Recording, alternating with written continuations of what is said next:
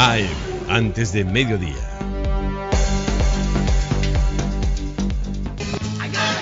Buen día de Dios, buenas tardes de Dios, buenas noches de Dios, un abrazo para toda la familia boliviana, bienvenidos a Antes de Mediodía por Fides Televisión y Radio Fides en todo el país. Qué gusto volverlos a tener con nosotros, amigos, un gran abrazo a toda la familia boliviana en este jueves 14 de marzo. Cerrar los ojos, abrirlos, se va a estar armando el arbolito de Navidad. Qué rápido está pasando esto, ¿ah? Qué rápido. Estamos ya al vivo. Desde que volvimos al tema de la radio y la televisión, un mes y una semana, ¿no? Hace un mes y una semana hacíamos la apertura de Antes de Mediodía y queremos de entrada agradecerles a todos nuestros oyentes y televidentes, no solamente en el país, sino fuera de él. Muchísimas gracias a todos por acompañarnos diariamente en esta experiencia periodística que le trae a los protagonistas de las historias, que le comenta las noticias, que le trae las primicias. Que bueno, que causa cada revuelo también, hay que decirlo, y quiero comenzar el día de hoy hablando precisamente de estas últimas noticias que nos llegan. Según un dirigente de Asana, el señor Arévalo, director de Asana, renunció a su cargo. Renunció a su cargo en las últimas horas, habría presentado una carta, no tenemos conocimiento todavía de la carta en físico, así que... pero hay una declaración de un dirigente de Asana que dicen que evidentemente renunció. Saben, al comienzo de este programa quisiéramos expresar nuestra profunda pena por la decisión que el señor Arévalo ha tomado de presentar una carta de renuncia. Tengo entendido que esta renuncia sería en el fondo por no afectar la imagen del presidente Evo Morales. Estamos viendo cómo fue la entrevista el día acá, antes de mediodía, cuando le preguntáramos, y de muy buena manera, al director de Asana, que era este folder con este logo que se había sabido llamar la cara de Evo Morales ahí con un error de imprenta. Y dijimos en este programa que no nos parecía que se eche la culpa a un diseñador de una imprenta. Eso era realmente loco. Y dijimos en este programa de televisión quiénes eran los responsables, porque hay un responsable dentro de Asana de recibir precisamente estos trabajos de la imprenta y de revisarlos, y si estaban mal simplemente no debían sacarlos. El tema es que se repartió, y claro, no sé en cuánto pudo haberse dañado la imagen del presidente Morales, es decir, en algo que gran parte de la población anda diciendo cuando se refiere al primer mandatario de la nación. Lo cierto es que decíamos, nos entristece esta decisión del director de Asana. Me imagino que de por medio, quiero entender, mas no lo puedo asegurar, que él también en algún momento se sintió presionado por la situación política dentro de Asana. ¿Cómo es posible que toquen la figura del presidente Morales y la dañen con ese logotipo impreso en las carpetas? Me parece definitivamente otra locura. Y aunque el presidente del Estado Plurinacional ni nadie de los ministros, según se sabe hasta hoy, directamente haya podido llamar, influenciar de alguna manera para que el director renuncie, nos imaginamos nomás cómo es el tema de la presión política. No se puede tocar la imagen del presidente, Saben, incluso quiero referirme a esta reunión que usted ya tiene en su pantalla a través de Fides Televisión, esta conferencia de prensa de los trabajadores de Asana. Terrible los trabajadores de Asana, desde la invitación. Queremos invitar, dijeron en la invitación, a una aclaración pública del hermano presidente Evo Morales. Es decir, aquí hay pues corcheo, ¿no? Hay yunquerío. Hay que decirlo con todas las de la ley. Cuando los trabajadores salen en esta conferencia de prensa, los dirigentes de los trabajadores de Asana, y le dicen algo así: jefecito, nosotros no hemos ido, por si acaso, ¿ya? Y estamos en contra y le pedimos que cambie al director de Asana, ¿no? Le pedimos al director de Asana que renuncie, que deje su cargo, ¿no? Pero que coloquen otro en coordinación con nosotros. Eso es lo que dijeron en esta conferencia de prensa los dirigentes de los trabajadores de Asana. Miren, lamentamos la decisión del director de Asana cuando no se lo juzga por lo que ha sido una buena gestión dentro de Asana. Y lo decimos con todas las de la ley. El señor, ahora es director de Asana, ha tenido una muy buena gestión, pero eso no vale. Valió más el tema de que tocaron la imagen del presidente Morales. Y ni siquiera él fue el responsable, pero como es la cabeza, tiene que volar. Queremos saber qué es de la gente dentro de Asana que tenía bajo su responsabilidad la recepción de estos folders. Pero en relación a los trabajadores de Asana, nos llama muchísimo la atención porque sabemos que dentro de Asana han habido molestias por el proceder precisamente del director de Asana que quiso poner muchas cosas en orden especialmente, y eso lo valoramos. Miren, van años. Todos los años los trabajadores de Asana vienen pidiendo la renuncia del director de Asana, sea quien sea el director de Asana. No estoy loco, venga la cámara aquí por favor, ni estoy hablando yo incoherencias. Va a haber cosas como estas, solo poner en el Google, trabajadores de Asana piden la renuncia del director, y usted se va a encontrar cosas como estas, miren ustedes. El año 2017, aquí lo tiene, trabajadores de Asana piden alejar a Gandarillas. 2018, trabajadores de Asana dan 24 horas para que renuncie su director y más, es decir, hacia el 2016 y demás. 2017, renuncia director de Asana por presión del tema de los trabajadores. Es decir, se están acostumbrando los trabajadores de Asana a presionar por cambio, y esto le hace mal a Asana definitivamente porque no tiene una continuidad. ¿A quién quedarán pues los trabajadores? Porque eso le han pedido al presidente ayer, que en coordinación con ellos se nombre a un nuevo representante. Dicho esto,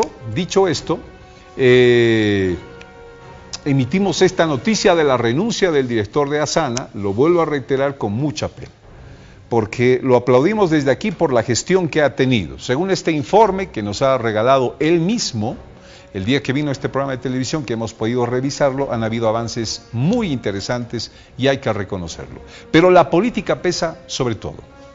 Esa política donde no se puede tocar al presidente Morales. Está bien, en la naturalidad de que haya gente que lo defienda, por ejemplo, porque lo quiere, porque cree en Evo Morales y demás, esa es la libertad de expresión, definitivamente. Pero de ahí a acariciarle el hombro al presidente, decirle, jefecito, no, nosotros no hemos sido y demás, es otra cosa. Cuando la presión política es lo primero en el ambiente y mete miedo a la gente para seguir haciendo sus actividades, mete miedo, esa es la idea. No pueden tocar al presidente Morales porque meten miedo. Miren lo que le digo ahora. Voy a presentarle una grabación de un actor de teatro que se llama Enrique Calderón. Enrique Calderón es el actor que encarna al presidente Evo Morales en sus actuaciones. No sabe lo que le hicieron. Él puso un video recientemente en las redes sociales y vamos a compartirlo de entrada para que lo vea. El tema aquí político no es defender en el marco del respeto y la libertad de expresión, es meter miedo, esa es la idea, porque quien toca al jefe, ¡ay!, se las ve, ¿no? Vamos a verlo por favor ahora. Enrique Calderón, artista. Queridos amigos y seguidores, tengan ustedes un cordial saludo. El motivo de este video es poderles explicar el porqué de la ausencia de los medios de comunicación y las redes sociales durante esta última temporada. Quiero manifestar con profunda tristeza que hemos sido censurados durante las últimas presentaciones a nivel nacional. En Potosí, en la ciudad de Potosí, no nos quisieron dar, no nos concedieron el Teatro Cuarto Centenario, en el cual tuvimos que ir a otro teatro privado que igual nos censuraron. De todas maneras, logramos presentar con mucho éxito en la ciudad de Potosí, en el cual tuvimos una ovación de pie. En la ciudad de Tarija, en la plaza central, recibimos un pequeño asedio de un grupo de activistas de Tariquía.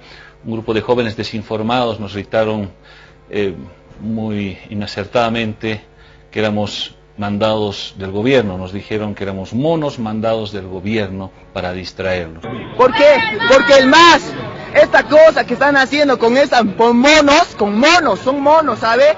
Son monos que el gobierno les viene a poner a la gente de Tarija que no sabe, que no está ubicada con lo que va a pasar con Tarquía. Lo quieren derrotar y nos quieren tapar el ojo con esta mierda de monos. ¡No! Efectivamente estaban muy desinformados porque nosotros habíamos ido a presentar con mucho cariño a la ciudad de Tarija la obra Las Zapatitas Rojas y el Evo Feroz. En la ciudad de Santa Cruz los medios de comunicación no nos quisieron dar lastimosamente la cobertura necesaria para poder difundir nuestra presentación allá en el Teatro René Moreno. En la ciudad de La Paz igualmente recibimos un asedio mediático por las redes sociales, los cuales nos denunciaron algunos de mis canales, algunas de mis páginas. No he podido publicitar por mucho tiempo. He recibido insultos, nos dijeron payasos de la derecha, nos dijeron desclasados, insultos que no vienen al caso porque nosotros no somos políticos. Pasada la fecha en La Paz, quisimos entrar a la linda ciudad de Caranavi, con el cual nos concedieron el Coliseo antiguo de Caranavi, y una semana antes de la presentación nos suspendieron justificando que no podían darnos a esta clase de presentaciones. Lamentamos bastante, queridos amigos y seguidores, que este tipo de acciones se están realizando contra nosotros. No tenemos ningún interés político, lo hemos repetido muchas veces. Nosotros no somos políticos, somos actores dedicados al arte, somos actores dedicados a lo que amamos, al teatro, a la comedia, y a esta nueva propuesta, a este nuevo proyecto que es La Zapatita Roja y el Evo Feroz, que es una parodia súper divertida, el cual ha levantado mucha expectativa y mucha polémica. Quiero reiterar con toda sinceridad, no vamos a parar, no estamos dispuestos a parar la gira de la obra La Zapatita Roja y el Evo Feroz. Pese a toda la censura que hemos recibido, estamos dispuestos a continuar. A todas esas personas que nos han apoyado a nivel nacional, a nivel departamental, a nivel internacional, que nos han invitado a todos los países a traspasar fronteras, nos han invitado en Argentina, nos han invitado a Estados Unidos, nos han invitado a España a una gira por Europa. Quedamos muy agradecidos. Nosotros no vamos a claudicar ante esta presentación porque reiteramos que no somos políticos, somos artistas y como tales vamos a continuar con nuestra presentación. Presentamos una carta el año pasado, tomando las palabras del señor presidente, el cual ofrecía la Casa Grande del Pueblo para todos aquellos que pudieran acceder. Presenté mi primera carta solicitando el Salón Tupac Katari para presentar mi obra La Zapatita Roja y el Evo Feroz, el cual no recibí respuesta. Pasaron 2 meses, mandé una segunda carta al ministro de la Presidencia solicitando la respuesta ante mi solicitud. Lo único que recibí fue un rechazo y una llamada del cual no quisieron darme el nombre y tampoco quieren darme una respuesta formal. Tengo un audio que ustedes pueden justificar acá, ustedes sacarán su interpretación. Como le digo, estamos con una agenda realmente copada hasta diciembre, pero estamos tratando de ver opciones, ¿no? Sí, pero a ver, lo que yo no entiendo es que cada vez que llaman me dicen, no estamos dando cobertura al teatro. Y me dice, la primera vez que yo mandé... información, señor Ricardo, y como le digo, le pido Enrique, mi nombre es Enrique. Sí. Enrique, por favor, paciencia hasta la próxima semana. No, yo he estado con paciencia hace un mes, licenciada, le pido por favor, si no quieren darme, que me den una respuesta, por favor. Perfecto, lo haremos por escrito. ¿Pero entonces, cuándo? Por favor, Enrique. ¿Cuándo? No le puedo decir la fecha, le pido paciencia, por favor, para que usted pueda recoger su solicitud. Pero es solamente una respuesta, nada más. Claro que sí, le vamos a hacer la entrega. ¿Está bien? Se comunican con usted. ¿Cuándo se van a comunicar? No le voy a dar fecha para que no exista este inconveniente. Es que me va a tener 8 meses. Me van a llamar en esta semana que viene, de lunes a viernes. Ya. ¿Cuál es su nombre, perdón? ¿Está bien? Ya, Un gusto, señor Enrique. ¿Cuál es su nombre, por favor? Hasta luego. Bien, ahí hemos escuchado con claridad cuál ha sido la respuesta. No sé, no me quisieron dar el nombre, quién habrá sido, o sea, la directora de repente encargada o no sé. Sin embargo, esperamos nosotros hasta estas fechas, más o menos por enero, mandé una tercera carta al nuevo ministro de la Presidencia solicitando que me puedan responder de manera formal, como tiene que ser. Es una solicitud de respuesta a mi solicitud de respuesta, a la cual tampoco he recibido ninguna respuesta, valga la redundancia. Quiero aclarar, ante esta negativa, y ya nosotros cansados de insistir de poder acceder a esta Casa Grande del Pueblo, que no es para todo el pueblo, lo hemos comprobado, porque no nos los quieren dar, nos vemos obligados a acceder a espacios privados. Y con mucho agrado quiero anunciarles la vuelta de la obra La Zapatita Roja y el Evo Feroz en el Cine Teatro 16 de julio, un teatro muy conocido en el centro de La Paz, en el cual estaremos este 6 y 7 de abril en funciones de tanda. Vuelve para todos ustedes La Zapatita Roja y el Evo Feroz después de una gira nacional con toda la polémica, con toda la censura, y quiero reiterar mi agradecimiento y a todo el apoyo a esos amigos, a esos compañeros que nos han dado su apoyo de todas formas, a todos los amigos y a todos nuestros seguidores, agradecerles, y los esperamos el 6 y 7 de abril en el Cine Teatro 16 de julio con la obra La Zapatita Roja y el Evo Feroz. Juzgue usted lo que pasa con el artista Enrique Calderón. Juzgue usted lo que pasa en Asana. Saque sus propias conclusiones sobre este tema, por favor. Debo ir a la primera pausa. Y en minutos nada más hablaremos de lo que se considera el mayor apagón en la historia de las redes sociales.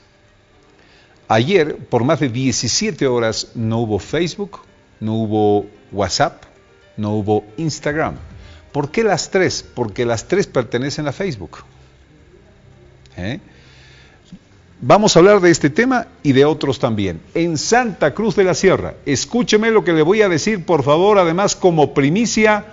Los productores se han declarado en emergencia hace minutos nada más en Santa Cruz. Noticia de último momento. Los productores le han dado plazo al gobierno para aprobar y comenzar a utilizar las semillas transgénicas, así como lo oye. Dicen que las pérdidas son terribles. Bolivia produce lo natural, y mire que podemos jactarnos de tener productos naturales, pero ellos dicen, podemos producir lo natural, pero también debemos producir lo transgénico porque nos estamos viniendo a pique. Una conferencia en Santa Cruz que se la daremos a conocer en cuestión de minutos también en el ámbito de las noticias en este su programa Antes de Mediodía. Acompáñenos, ya volvemos.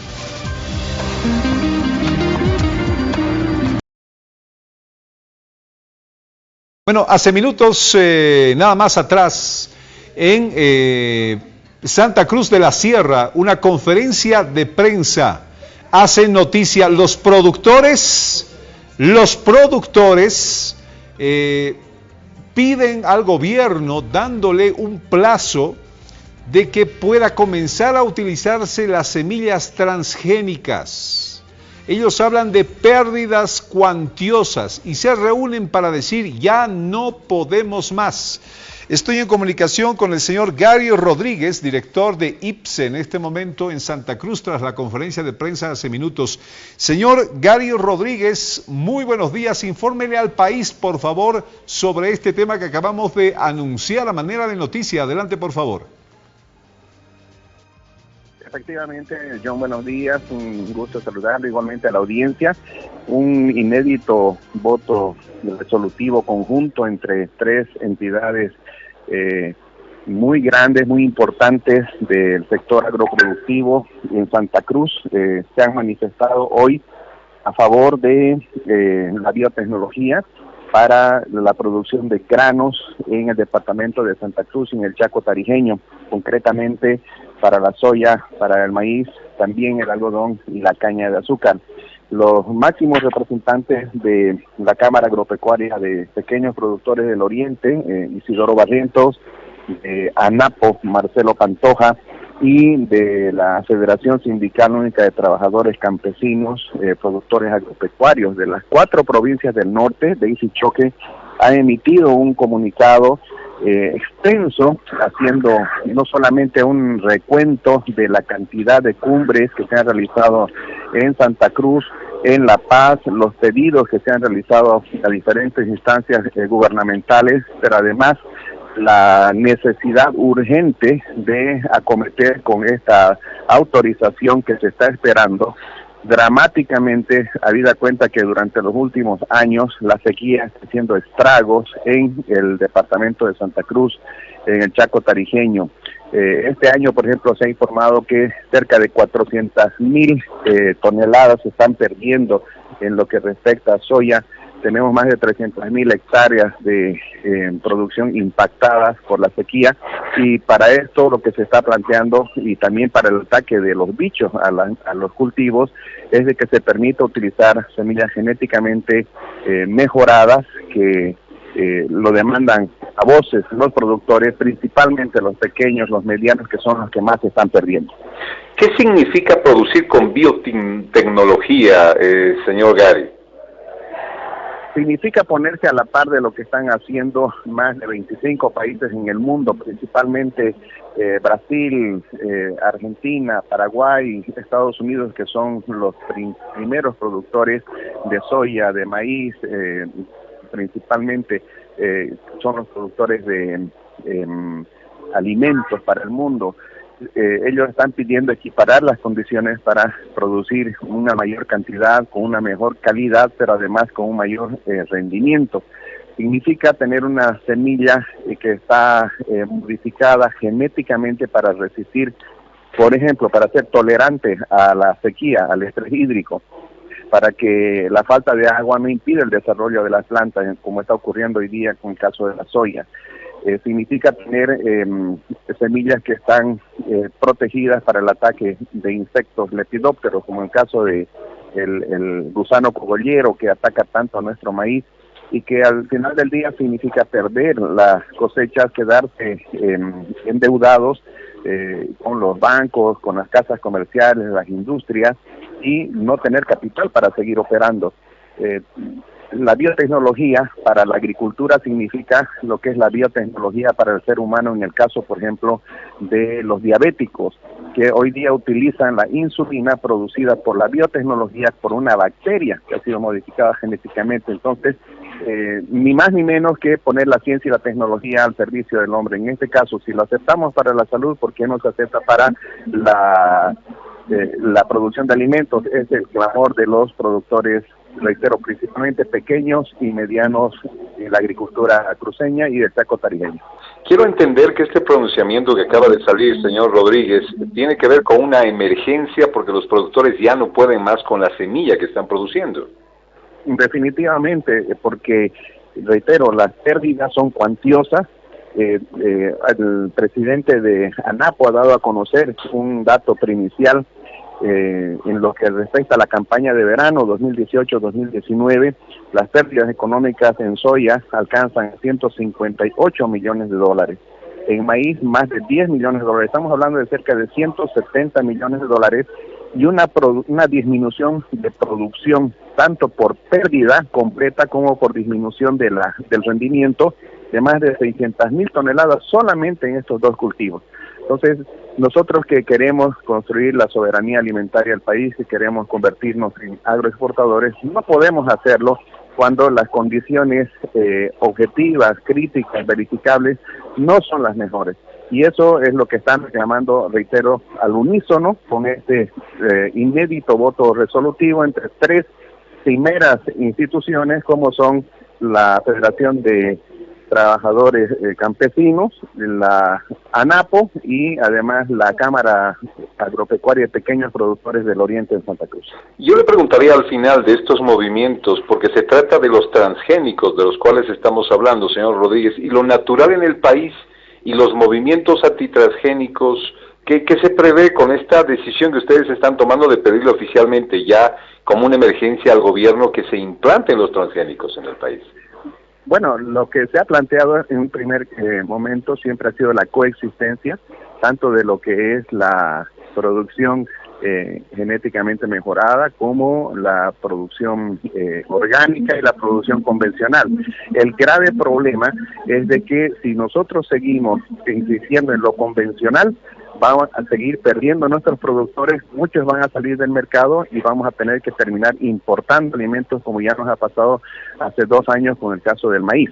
Hemos importado más de 200.000 toneladas de maíz transgénico, siendo que aquí no se lo deja producir, por la sencilla razón de que el gusano cogollero atacó esa producción. Ahora, se puede también permitir la producción del orgánico, es cierto, pero lo orgánico es escaso y además es caro. Ese lujo se pueden dar los japoneses, los europeos, los estadounidenses, pero no los bolivianos. No podemos producir, es un absurdo plantear en producir soya orgánica para alimentar a los pollos. O sea, el pollo se triplicaría en su precio y la pregunta es, ¿quién comería un pollo a ese precio? Esta noticia se acaba de lanzar, señor Gary Rodríguez, en el marco de una expectativa inusitada de periodistas que han llegado del extranjero. ¿Tiene algo que ver la presencia de ellos? Bueno, en realidad hemos coincidido, estamos con más de 30 medios de 8 ciudades de Bolivia. Estamos hablando de La Paz, el Alto Oruro, Cochabamba, Sucre, Tarija, Potosí, Pando y por supuesto los medios locales, que un número superior a 50 medios están encendidos esta conferencia de prensa tripartita, donde obviamente también están agencias internacionales que están cubriendo la otra. Entiendo que esta es una llamada de auxilio, de emergencia de los productores con este pedido de aprobar el uso de transgénicos en el país. Al final, señor Rodríguez. Así es, hay una declaratoria de emergencia, hay plazos que ellos están poniendo, le están implorando prácticamente al gobierno que de una vez tome una decisión política en lo que respecta al acceso a las semillas genéticamente mejoradas, pero también de tener un precio justo para la urea boliviana, para que con ello se incremente la productividad, por ejemplo en el caso del trigo, que está aprobado entre un 20 a un 30% de aumento de rendimiento, pero se está pidiendo masificar su uso a través de un plan de fertilización y con la equiparación del precio de la urea con el precio de exportación, o sea que no haya una diferencia y que no haya una preferencia para el producto que se exporte, sino que ese precio justo refleje, ¿no es cierto?, lo que la Constitución mismo dice, primero los bolivianos, primero la producción para los bolivianos y luego para la exportación. ¿Hasta cuándo es este plazo, perdón? Bueno, hay diferentes plazos. En el caso de la soya, por ejemplo, se está pidiendo la inmediata homologación de aquellos eventos donde ya existe experiencia en países vecinos e incluso en Bolivia. Ese es un tema también que hay que sincerar, John. En Bolivia hay muchos eventos biotecnológicos que se están utilizando al margen de la ley. Han entrado de contrabando. Esta es la producción que está salvando de alguna forma a algunos productores que han introducido esta semilla de una forma ilegal. Lo que se tiene que hacer es legalizar y para eso se está pidiendo la homologación inmediata en lo que respecta a la soya, por lo menos en lo que hace a la soya que es resistente al ataque de insectos y también a malezas, y también en plazo inmediato lo que sería la soya resistente a la sequía. En lo que respecta al maíz se está pidiendo que se haga un estudio de valoración en no más de 2 campañas, porque verdaderamente la situación es dramática y la necesidad. Mire, acabo con esto, John. El gobierno pide que se produzca biodiesel. Para producir biodiesel necesitamos nosotros producir más soya, pero no se va a expandir el área de soya, no va a aumentar la producción si es que no mejora la tecnología. Y eso es lo que se está pidiendo. El presidente Morales se preocupaba el otro día de haber abierto el mercado de la China y decía, me he dado cuenta, me he enterado que no hay soya. Entonces, para producir más hay que dar condiciones al productor, porque nadie va a producir en su sano juicio para perder. Y lo que está pasando ahorita es que por falta de biotecnología se está perdiendo en soya, se está perdiendo en maíz, en algodón. Muchísimas gracias, señor Gary Rodríguez. Le agradecemos esta comunicación hasta Santa Cruz después de esta conferencia de prensa. Agradecido por su atención. Imagínense, con la soya dicen que se ha perdido 158 millones de dólares. Con el maíz alrededor de 10 millones de dólares. La pérdida que están emitiendo como información los productores en Santa Cruz entre soya y maíz es de 170 millones de dólares por la pérdida en este último año, temporada 2017-2018. Y además, por disminuciones y pérdidas, dicen ellos, en el tema cultivos, por la naturaleza o por otro efecto, o pérdidas totales, por ejemplo, alrededor de 600.000 toneladas de estos productos. Esto llama entonces a los productores a una emergencia y a darle plazo al presidente Morales. Dicen, no podemos esperar más, de una vez apruebe oficialmente el uso oficial de las semillas modificadas, es decir, de los transgénicos en el país. Tremenda noticia que nos llega desde Santa Cruz y usted la ha conocido a través de Fides Televisión y Fides Radio. Tenemos que ir a la pausa, amigos. Volvemos enseguida con más información y los protagonistas de las noticias están aquí en su programa Antes de Mediodía. Ahora Noticias AM. Un día como hoy, hace un año atrás, en Palmasola, Santa Cruz de la Sierra, la cárcel de Palmasola, había una intervención que terminaba, según se dijo en ese momento, con extorsiones, con negocio, con venta de drogas, con ganancias sustanciales, con ganancias económicas. La intervención dejó varios muertos. ¿Se acuerdan ustedes del famoso Oti, por ejemplo? Esta historia vuelve nuevamente a nuestra mente después de un año en Palmasola. ¿Qué cambió en Palmasola después de este año? Don Jorge López Arena, director de la cárcel de máxima seguridad de Palmasola, está con nosotros desde Santa Cruz en esta mañana de antes de mediodía. Señor López, un gusto saludarle. Muy buenos días desde Fides, Bolivia, para usted. Hace un año, ¿qué recordamos que pasó? Cuéntenos usted, por favor. La intervención dejó varios muertos. ¿Se acuerdan ustedes del famoso Oti, por ejemplo? Esta historia vuelve nuevamente a nuestra mente después de un año en Palmasola. ¿Qué cambió en Palmasola después de este año? Don Jorge López Arena, director de la cárcel. Con un retorno bastante atrasado, señor Jorge López, lo entendemos porque usted nos está siguiendo a través de la red de internet, pero sin este audio, por favor, usted me está escuchando a través de su línea telefónica. Le preguntaba, hace un año, ¿qué sucedía en Palmasola para refrescarle la mente a la gente?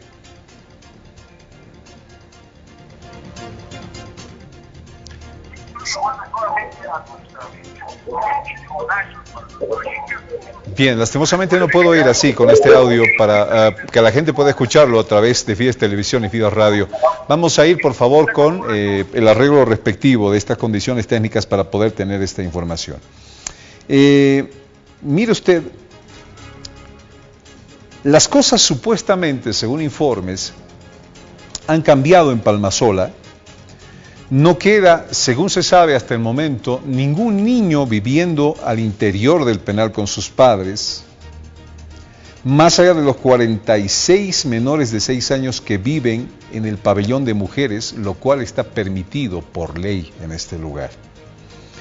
Por lo demás, según el informe al que tuvimos acceso, en cuanto a los drogodependientes en Palmasola, 248 de ellos están recibiendo rehabilitación. Tengo comunicación ya con don Jorge López Arena, director de Palmasola. Don Jorge López, espero escucharlo mejor. Ahora sí, lo escucho muy bien. Don Jorge López, un abrazo. Hola. Le preguntaba, hace un año atrás, ¿qué recordamos? Lo estoy escuchando muy bien. Adelante, por favor.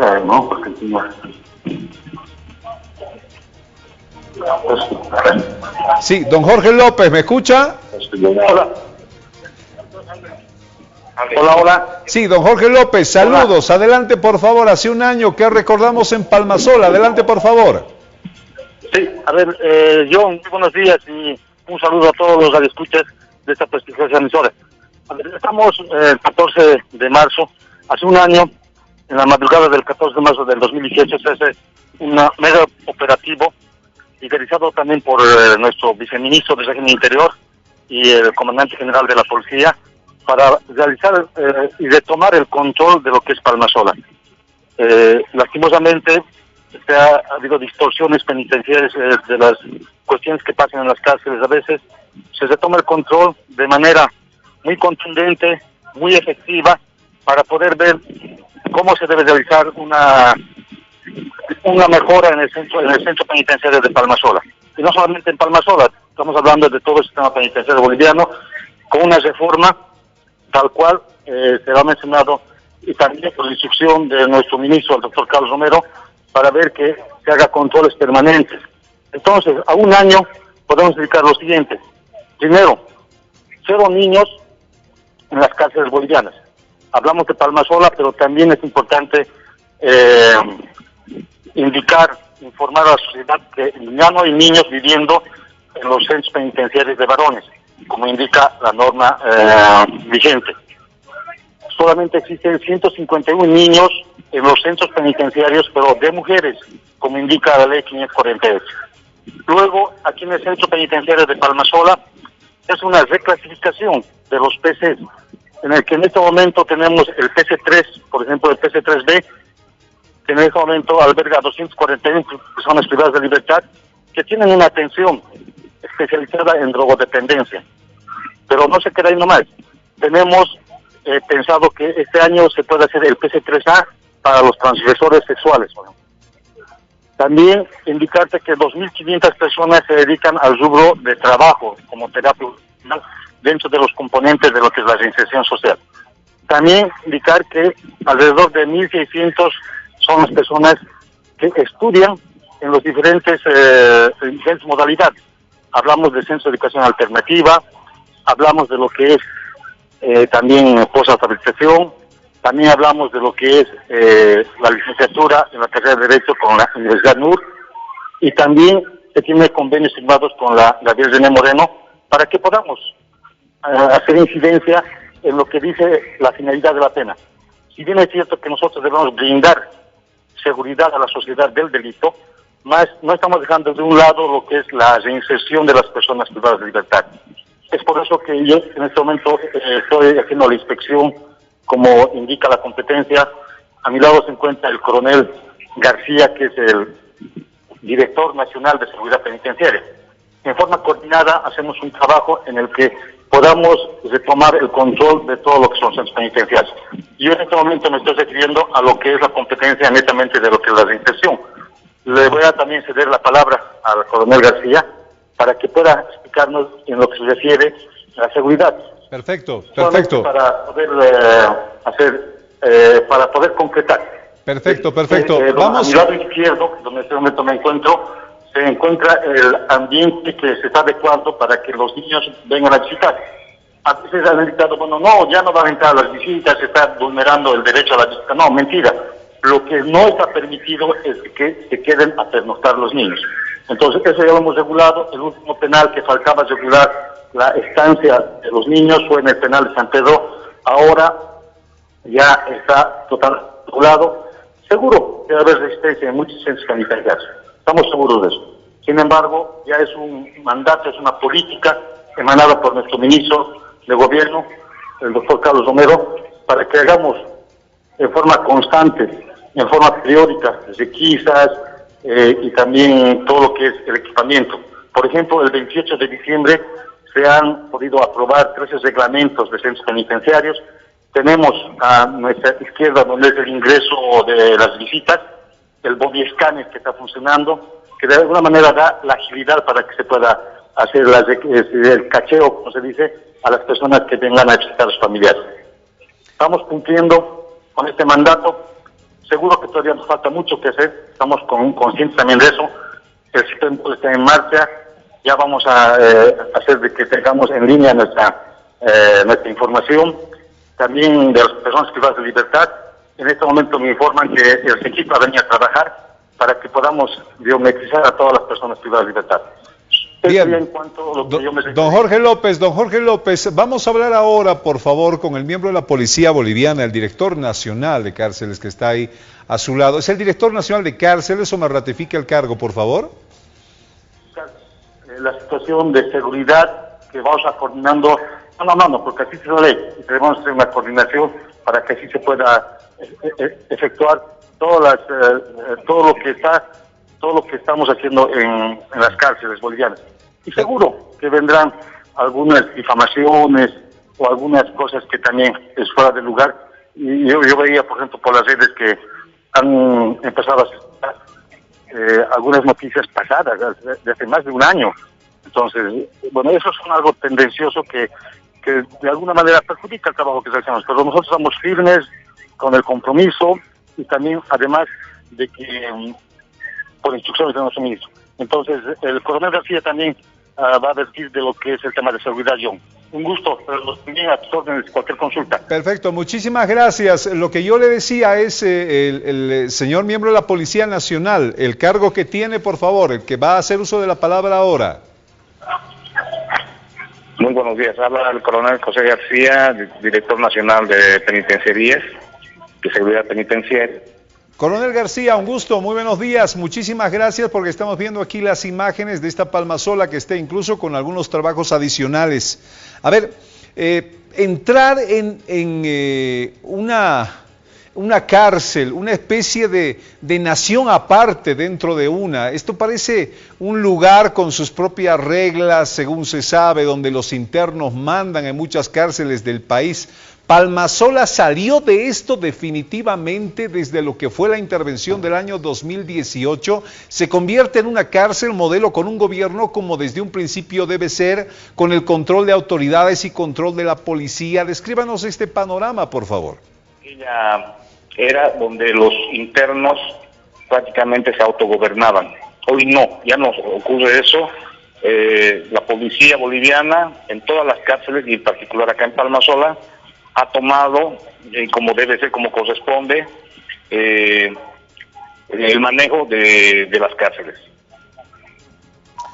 Coronel, nos alienta saber que esto es así, aunque no sé si competa o no, pero este es un ejemplo que debería seguirse en las otras cárceles. Preguntamos, por ejemplo, la de San Pedro, preguntamos en la de Labra de Cochabamba.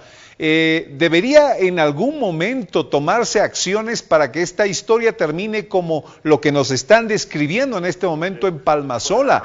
¿Qué se puede hacer? Tuvo que haber una intervención con muertos para retomar el gobierno de Palmasola. ¿Qué pasa con las otras cárceles del país? El doctor Luis Camacho, nuestro director del centro penitenciario, el teniente coronel Pacheco, creo que estamos cumpliendo con lo que establece la norma. Como te decía, creo que es importante también saltar que seguro en algunos países todavía nos falta mucho que hacer.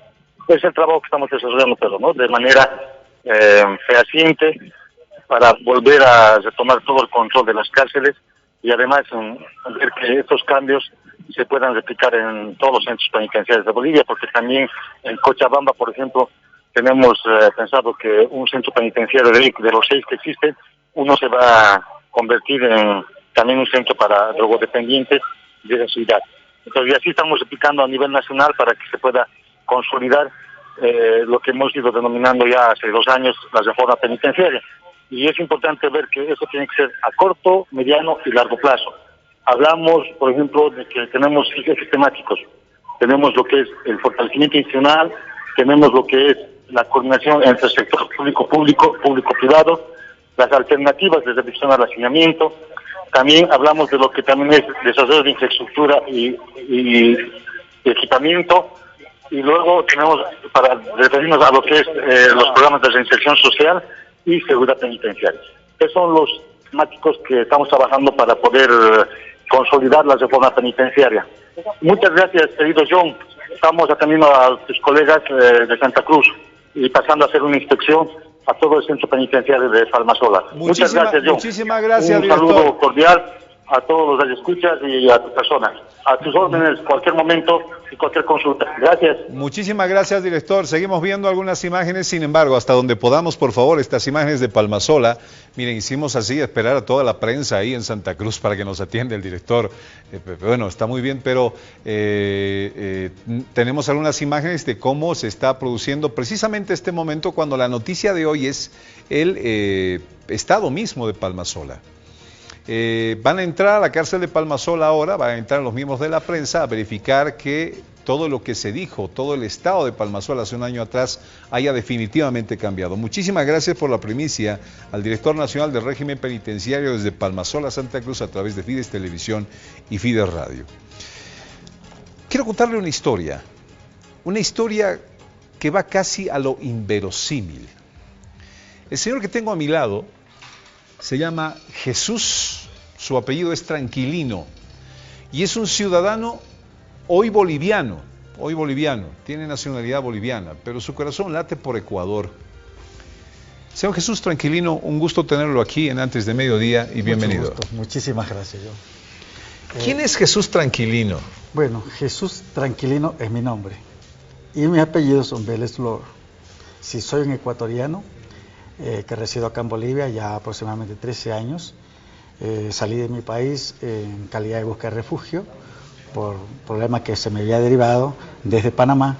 Luego se expande hacia Ecuador, me persiguen en Ecuador, llego acá y perdí el refugio que pedí, fue trasladado a Brasil. Luego en Brasil no me adapté, retorné nuevamente a Bolivia, hice una familia acá. Tengo una familia, tengo una niña y un niño, que ya el niño tiene 9 años y la niña va a tener 1 año, una enorme distancia entre los chicos, sí. Entonces, estoy aquí. Gracias por el resumen, porque hablaremos de su historia después de la pausa aquí en Antes de Mediodía. Sin embargo, para adelantarle, Jesús Tranquilino es un ciudadano ecuatoriano que vio en algún momento mejor vida en los Estados Unidos, quiso pasar a Estados Unidos, y al pasar por Panamá, le acusaron de ser miembro de las FARC de Colombia. Lo torturaron, casi lo matan, lo torturaron. Jesús Tranquilino le ganó ante la Comisión Internacional de Derechos Humanos una petición a Panamá y está esperando que le resarzan los daños, porque él corporalmente, psicológicamente ha quedado muy afectado. Una historia para reflexionar y de terror también al mismo tiempo vendrá luego en Antes de Mediodía. Jesús, un vasito de agua y continuamos luego de la pausa. Muchísimas gracias. Sí. Acompáñenos por favor en Antes de Mediodía.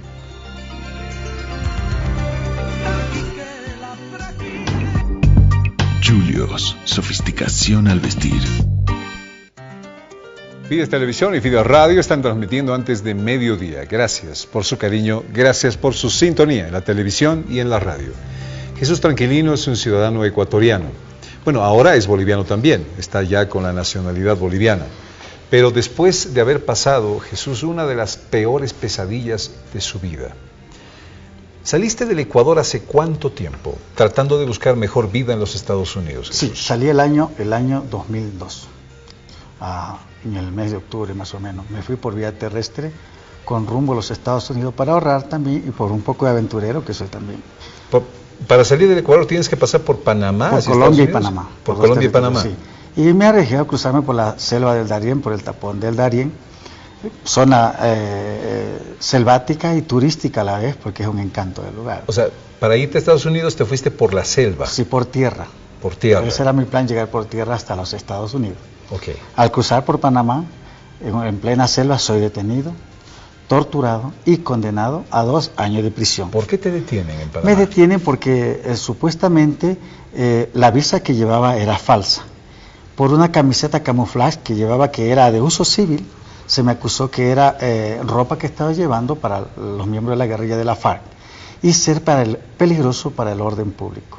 Me agarraron a punta de bala, me tiraron al suelo, me tumbaron al suelo, me desgarraron todas mis cosas, todas mis pertenencias, me llevaron caminando por un río descalzo, me sacaron los zapatos, fui caminando por ese río esposado con las manos hacia atrás, con unos grilletes gruesos, pesados, caminando de más o menos una cuarta de largo el espacio para poder caminar. Ya llegando al cuartel de la policía que está a la orilla de un río Tupiza, ahí querían que yo me declarara culpable, que era miembro de la guerrilla de Colombia, que me había agarrado. Al no declararme culpable, me agarraron de mi brazo derecho, me colgaron hacia un poste, con los pies colgando, con las puntas de los dedos, los pies topando el suelo. ¡Ay, ay, ay! Es decir, te colgaron del brazo derecho. Con la esposa.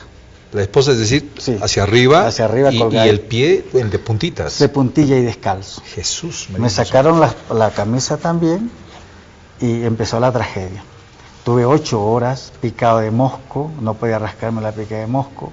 Al otro día, 8 horas después, viene un helicóptero, me sacan las esposas, cayó mi brazo todo morado. Yo dije, voy a perder mi brazo, ya la sangre... Falta de circulación. Falta de circulación, cayó mi brazo, ya no pude levantarlo. En esa condición, me amarran con cuerdas todavía y esposa hacia atrás, los pies me los unen hacia arriba con los brazos hacia abajo, como un cerdo, como un animal, me tiran al helicóptero, al piso del helicóptero, y me trasladan a una región que se llama Metetí, casi muerto. Allá llego, tuve una semana, me llevaron a una isla que es como isla, pero tiene su parte como especie de una península, en una selva. Ahí me llevaron a cumplir, para procesarme. Llego allá y me encuentro con un montón de migrantes, gente enferma y muchos detenidos acusados de ser miembros de la guerrilla de Colombia, la FARC.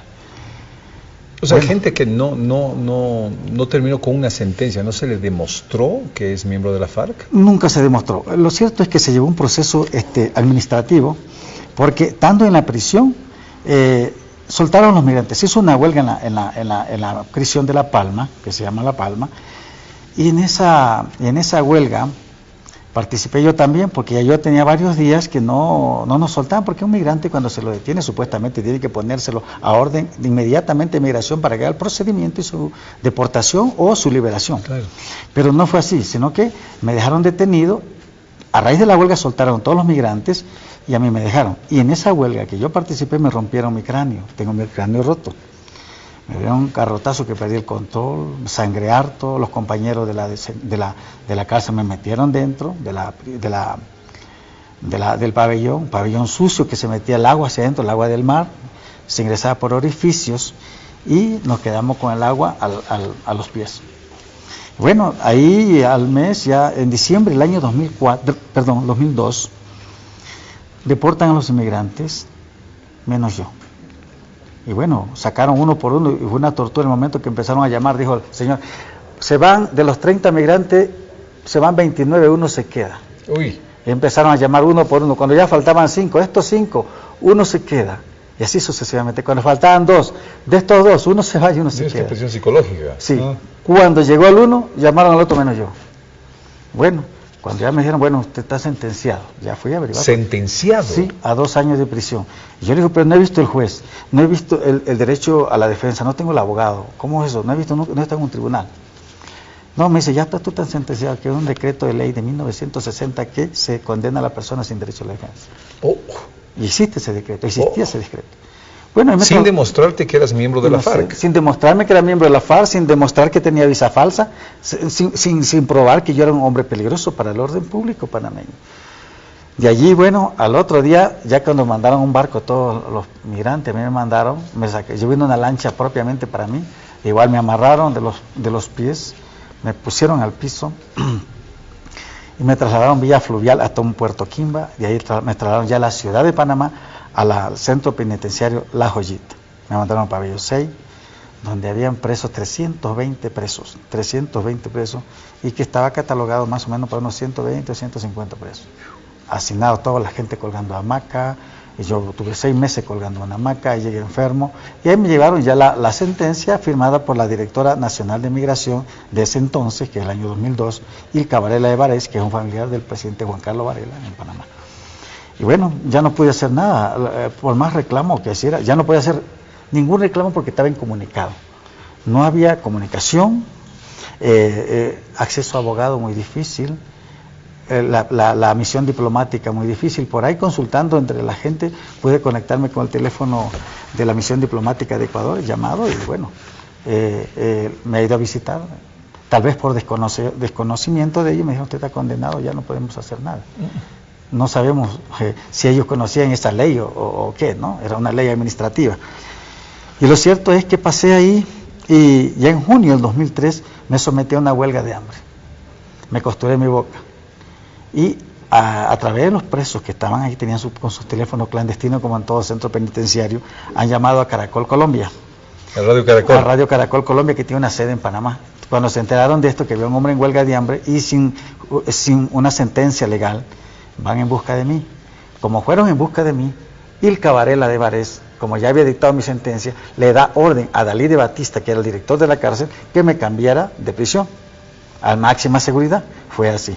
Me llevaron ese día, me sacaron del pabellón, me encontraba el 6, me llevaron ya al 12, y en el trayecto, y ahí me dijeron que firmara un documento para ingresarme al pabellón 12, porque ahí no se sabe si va a morir o va a vivir. Es un pabellón de máxima seguridad.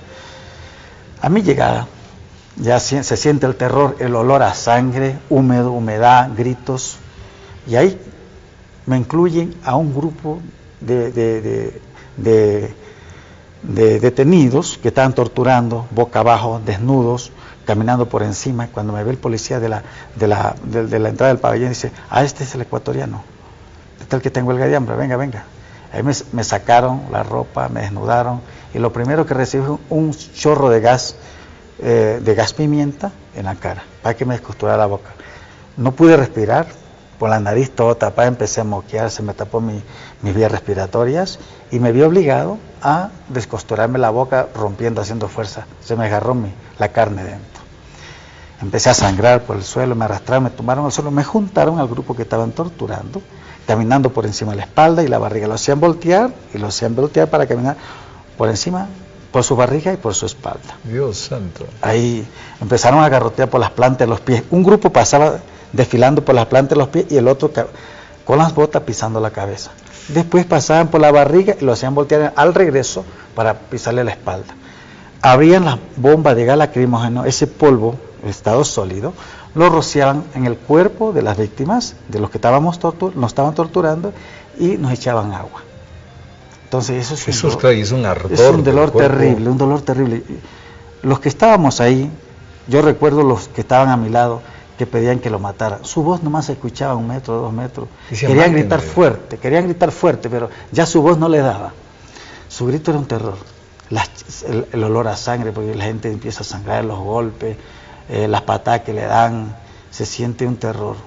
La sangre, las paredes, la sangre manchada de sangre, una humedad terrible y los gritos que se quedan encerrados dentro de la sala de la tortura. ¿Sobreviviste a esa segunda tortura? Sí, bueno, y ahí, después ya casi muerto, ya había yo perdido el conocimiento, me arrestaron y me metieron a una celdita pequeña que le llaman la discoteca.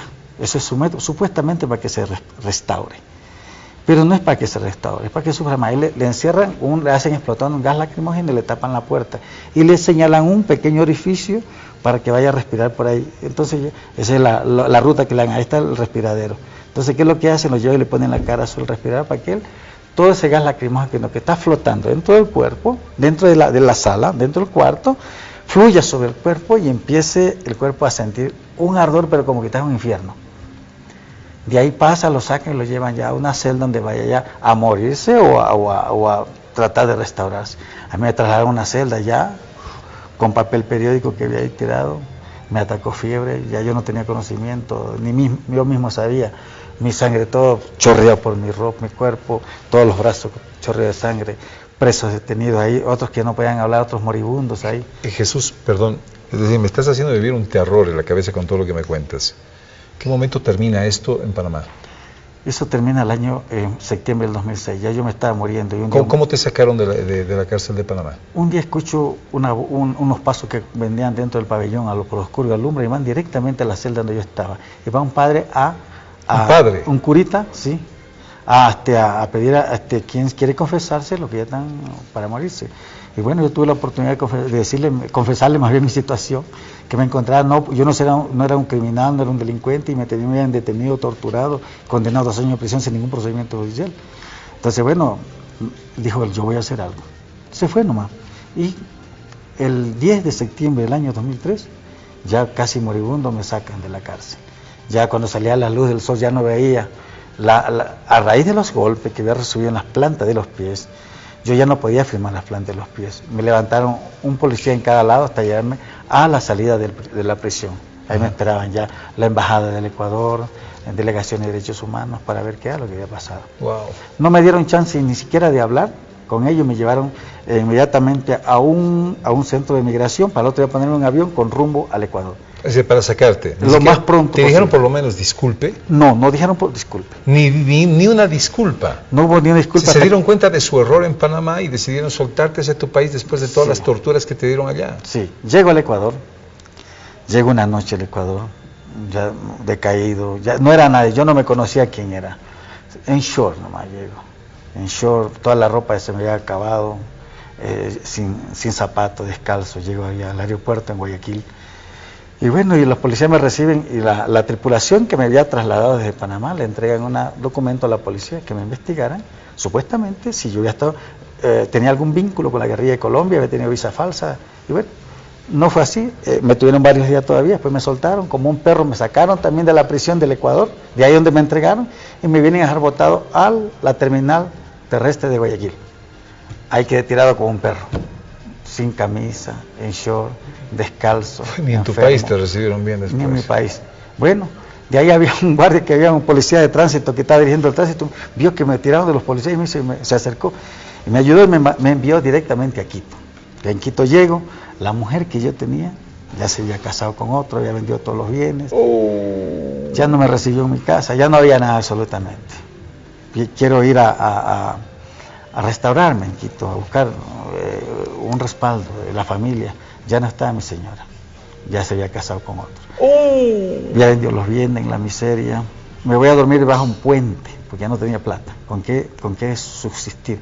No quise ir donde mi familia porque tenía vergüenza, un hombre derrotado, un hombre que había sido prosperidad y de repente que llega a la familia y derrotado. Preferí aguantar el dolor en la ciudad de Quito durmiendo bajo un puente, una zona terrible. Lo único que me protegía era el puente, de la lluvia, del sol, y en la noche ya pues ya iban apareciendo gente maleante, drogadictos, y se acumulaban sobre la zona, y ahí pasé mucho tiempo, como 3 meses. De ahí empecé a buscar, cuando amanecía, a denunciar ante los derechos humanos del Ecuador, la Comisión Ecuménica de Derechos Humanos del Ecuador, no le paro atención, a los derechos humanos del Congreso Nacional, nadie tomó interés. Fui a la Embajada del Ecuador también, me investigaron, bueno, me cansé de agotar esas instancias, que alguien me escuchara, y tuve que presentar la causa ante la Comisión Interamericana en Washington. Al CIDH presentaste tu causa. Ok, sí. Tengo que hacer una pausa acá. Jesús, por favor, espéreme. Y le diré simplemente que Jesús ganó la demanda. Ganó la demanda. Por toda esta historia que usted está escuchando. ¿Qué está pasando con Jesús ahora y esa demanda ganada? Lo sabremos después de la pausa en Antes de Mediodía. Acompáñenos. Jesús Tranquilino, ciudadano ecuatoriano, boliviano ecuatoriano, está con nosotros contándonos esta historia de terror, el día de hoy, de terror. Jesús Tranquilino, llegas a Ecuador, a tu país, te sacan de Panamá, y cuando estás allí comienzas tú a poner una denuncia ante organismos de derechos humanos en tu país, pero nadie te da importancia. Colocas entonces la denuncia ante la CIDH, la Comisión Internacional de Derechos Humanos de la OEA, y ganas. ¿Qué pasó ahí? Cuéntanos rapidito esa parte de la historia. Bueno, la Comisión Interamericana agarró la causa y fue rápida la causa. Intervino la Universidad de Harvard para poder investigar la denuncia que yo había hecho contra el Estado panameño, y el año 2006 declara admisible mi caso. El año 2008 la Comisión Interamericana llama al Estado para dar un acuerdo amistoso y el Estado se negó, pero la Comisión lo recomienda al Estado a cumplir lo que ellos habían determinado. ¿Qué le dijo? ¿Qué determinación hay contra Panamá y las torturas que te hicieron? Encontró que el Estado me había condenado, procesado ilegalmente, que yo no tenía visa falsa, no significaba un peligro para el orden público panameño, y asimismo, en el fallo de la Comisión, en la recomendación de la Comisión, ordena reparar los daños y perjuicios y hacer cambios en las políticas migratorias a nivel interno, tanto en el tema de salud, en el tema jurídico, y bueno, se ha cumplido eso, pero después de la sentencia. El año 2009 Panamá no cumplió y la Comisión Interamericana somete el caso a la Corte, porque la Comisión es una y la Corte es otra. Somete el caso a la Corte Interamericana que está en San José de Costa Rica. El año 2010 se celebran las audiencias, 2 días de audiencias, y el año 2010 mismo, en noviembre del 2010, la Corte Interamericana emite el fallo en contra del Estado, a mi favor el fallo. En el fallo, pues, la Comisión consagra que no ha habido, yo no he significado, no he tenido visa falsa, no he sido un peligroso para el orden público. La visa no era falsa, no era tú no falsa. Eres miembro de las FARC. No era peligroso para el orden público, era un ciudadano común y corriente que estaba pasando por su territorio y me detuvieron y me torturaron. Y ordena hacer cambio también a sí mismo en la política migratoria y impulsar un proceso penal contra las personas que me torturaron. Entre ellas Tailca Varela de Varés, quien después el gobierno panameño la protegió y la envió como embajadora de Panamá en Portugal. Hasta la hora está de embajadora de Portugal, embajadora de Panamá en Portugal. Jesús María José. Entonces, bueno. ¿Por qué te vienes a Bolivia? Bueno, ya cuando yo llegué al Ecuador empecé a denunciar estos abusos. Y a los pocos días, a los pocos meses, cuando tú denunciaste tu caso, cuando yo denuncié el caso a Panamá, yo andaba con mis documentos siempre en mis brazos de lo que había acontecido, enfermo, yo andaba de muleta. Y un día estaba empezando a trabajar mi vida, ya casi un año, la policía ecuatoriana me detiene. Ese rato no tenía mi identidad, me dicen que yo era un ciudadano extranjero, peruano, porque estaba distribuyendo unos productos que los distribuyen los ciudadanos peruanos, que son huevos de codorniz, recién empezando. Como había salido con la indignación de la prisión que había estado en Panamá, reclamé por ese derecho, que como están, le digo, está mi número de cédula, identifiquen, vayan a la computadora. Me enojé, me llevaron un cultivo de caña, ya me agarraron, me metieron una paliza. No, otra vez. Otra vez, una revictimización total. Otra vez. Me metieron un trapo con diésel en la boca. Con diésel en la boca. Me llevaron a la ciudad de Guayaquil, a un centro que se llamaba en ese entonces el CDP, Centro de Detención Provisional. Ahí a la semana, ya pueden probar que era ecuatoriano, me soltaron. Toda la mercancía que había dejado por ahí se desapareció. Quedé en la miseria. El año 2005, asimismo, yo denuncié a sus policías. con el abogado que me estaba siguiendo el caso, me estaba dirigiéndome a su oficina, y de repente soy detenido en la ciudad de Guayaquil. En la ciudad de Guayaquil. Me embarcan a un carro sin razón alguna y me dicen, usted, señor Vélez, no me dijo Vélez, no me conocía, bueno, ¿qué lleva ahí, qué carga ahí? Me vieron mi mochila, me vieron mis documentos. Cuando vieron mis documentos, así mismo, encontraron de que yo había hecho una denuncia me habían acusado en Panamá de ser miembro de la guerrilla de Colombia, la FARC, de ser peligroso mal orden público, visa falsa, etcétera, etcétera. Cuando vieron eso, hemos agarrado un guerrillero, aquí está clarito. No.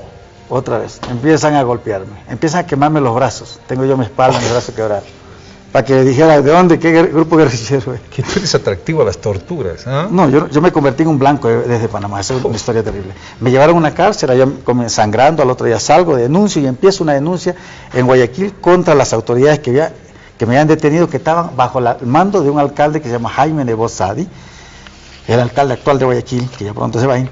Y salgo de ahí y bueno, presenté una denuncia contra esos abusivos, esas autoridades abusivas, y el caso, pues como en nuestros países de América Latina, como todos los países, no hay una justicia verdadera e imparcial. Al año me declararon que no había delito que investigar, por lo tanto tuve que llevar ese caso también a la Comisión Interamericana en contra del Estado ecuatoriano. El Estado me empieza una persecución, amenaza de muerte, y total, vine a parar acá, y aquí me tiene hasta ahora. Bueno, ya hiciste familia aquí, eres ciudadano boliviano al final. Ok, hasta ahora Panamá no te ha resarcido todo. Panamá ya pagó la reparación económica, pero no ha procesado a los culpables. No ha hecho un total cambio en la política migratoria, en albergues para lo que te dio resultado fue ir a la CIDH, que sí, esto es importante. Exactamente, la CIDH. En segunditos, ¿puedes decirme cómo uno accede a la CIDH? Para acceder a la Comisión Interamericana, primeramente el reglamento de la Comisión exige agotar los recursos de la jurisdicción interna dentro de su territorio o donde haya ocurrido los hechos. Pero también la Comisión no exige esa parte cuando no existe justicia dentro del territorio. Yo entiendo de que la Comisión es muy flexible en este tema. Cuando hay instrumentos aplicables, hay recursos judiciales para aplicar, pero esos recursos no son efectivos dentro del territorio, o la persona carece de fondo, puede acudir de forma directa a la Comisión Interamericana. No requiere abogado, no requiere viajar a Washington, simplemente se lo hace en la página web. Se busca, le pone CIDH en Google, lo busca y ahí está la forma, llenar el formulario y leer un poco la Convención Americana, depende del delito que ha sido. Si ha sido torturado, está la Convención Interamericana para prevenir y sancionar la tortura, y también la Convención Americana en el artículo 5. Dos últimas preguntas. ¿Qué opinas de la vida? Bueno, la vida es un espacio, una facilidad que tenemos nosotros aquí en esta tierra, donde estamos envueltos todos entre seres humanos y animales, vegetaciones bellas. Y yo pienso que la vida deberíamos compartirla entre los grandes, los de arriba y los de abajo, una armonía completa, pero no es así, lamentablemente, que nos presenta desafíos en cada paso que damos. Y eso lo sufrimos todos los seres humanos, todos los días. ¿Tú quisieras volver al Ecuador, tengo entendido? Por supuesto que sí. A ver, a pesar que Bolivia me ha recibido muy bien, la gente muy bien, nunca he tenido un problema acá, el gobierno, las autoridades, siempre han sido respetuosos conmigo. Sin embargo, las raíces que tiene, puede rezar, pero yo estoy arraigado. ¿Estás arraigado en Ecuador? En Ecuador. No puedo salir del Ecuador, ni puedo entrar. Ahora, y te viniste aquí a Bolivia, o sea, si entras al Ecuador, te agarran. Yo soy detenido. Y quién sabe qué más pasará. Entonces, pero, Jesús, tengo 1 minuto y medio para acabar esta historia, y tengo entendido que de por medio está hoy la salud de tu hijo, que es boliviano aquí en el país. ¿Qué está pasando con tu hijo? Bueno, mi hijo está sufriendo una trombocitopenia y ya pidió al gobierno ecuatoriano de manera humana. Hemos tenido un conflicto que ya lo hemos superado, y yo saludo a la embajada ecuatoriana por estar haciendo un esfuerzo para poder tratar de llevar a mi hijo al Ecuador para hacerle sus tratamientos allá, porque aquí estamos falto de ese tipo de medicamentos. Pero si tú vas, te agarran en Ecuador. Si yo voy, me agarran. Entonces yo estoy pidiendo al gobierno ecuatoriano que intervenga para que levante los arraigos, deje esos procesos nulos que me hicieron, porque me hicieron un juicio por causal. Mi ex señora, cuando yo estaba preso, me hacen un juicio por causal y todavía me ponen un juicio por alimentos. No puedo ingresar por eso. Otra tortura doméstica. Otra tortura. Y sigo 17 años. Eso. A ver, nosotros conocemos a la gente de la Embajada del Ecuador. Son muy buenos tipos todos, muy buenos tipos. Así que, claro, le pedimos por favor que lo colaboren, porque de lo que se trata es llevar al hijo al Ecuador, y que en Ecuador no te detengan después de todo lo que has tenido que pasar. Exacto. Y tranquilamente vuelvas acá a Bolivia, y algún día esta tu situación se arregle, que puedas volver a tu país con la familia que ya tienes aquí, que has hecho raíces. Exacto. Jesús, en estos 30 segundos, ¿qué opinas de los derechos humanos en Bolivia? En Bolivia. Y en Latinoamérica. Y bueno, en América Latina y en Bolivia hay violaciones los derechos humanos. Tenemos el caso del señor Derek Smith, que ha sido una persona que por defender los derechos de una comunidad menonita ha sido detenido, se le ha detenido por arma, acusándolo que ha sido un alzamiento armado, lo que se ha identificado, que no ha habido, digamos, no ha sido cosa real lo que lo han denunciado. El hombre está enfermo, no está arraigado, no puede salir ni siquiera a salir a su país o a otro país para poder hacer los tratamientos médicos de su corazón. Hay otros casos similares también, como el caso de Jonathan Quispe, con el caso de Santa Cruz, de las personas que fueron acribilladas, donde hay una clara participación del Estado boliviano, y sin embargo no existe un recurso, un mecanismo para que esas personas, digamos, los que cometieron los delitos sean puestos ante la justicia y sean reparadas las familias. Falta mucho, estamos en pañales todavía en tema de los derechos humanos en Bolivia, entonces se violan los derechos humanos en Bolivia, no hay, digamos, una independencia en temas judiciales. Después de haber pasado esto, ¿te considero un activista de derechos humanos? Sí, soy un activista. Jesús Tranquilino, muchísimas gracias por haber compartido este tiempo con nosotros. Sí, estamos, no sé si hay un segundito más como para informarles nosotros con el equipo de abogados, don Eber Vera, Jorge Santisteban, Marco Loza, Dirk Smith, que es la víctima, y yo, Jesús Vilés, estamos formando una fundación para defender los derechos humanos, personas que están siendo torturadas en nuestra región América Latina, para llevarlos ante la justicia. Asimismo... Déjame el teléfono y para que la gente se pueda comunicar con nosotros. Jesús, mi tiempo se ha agotado. Te agradezco muchísimo. Muchísimas gracias. Qué historia. Me has dejado con ganas de ir y abrazar a la familia después de esto. Tortura tras tortura tras tortura. Es una cadena de tortura. Bárbaro. Gracias, Jesús, por compartir tu historia con nosotros. Amigos, hemos llegado al final de Antes de Mediodía. Muchísimas gracias a todos por su atención. Ya vienen las noticias en La Hora del País. Muy buenos días de Dios, buenas tardes de Dios y buenas noches de Dios a todos.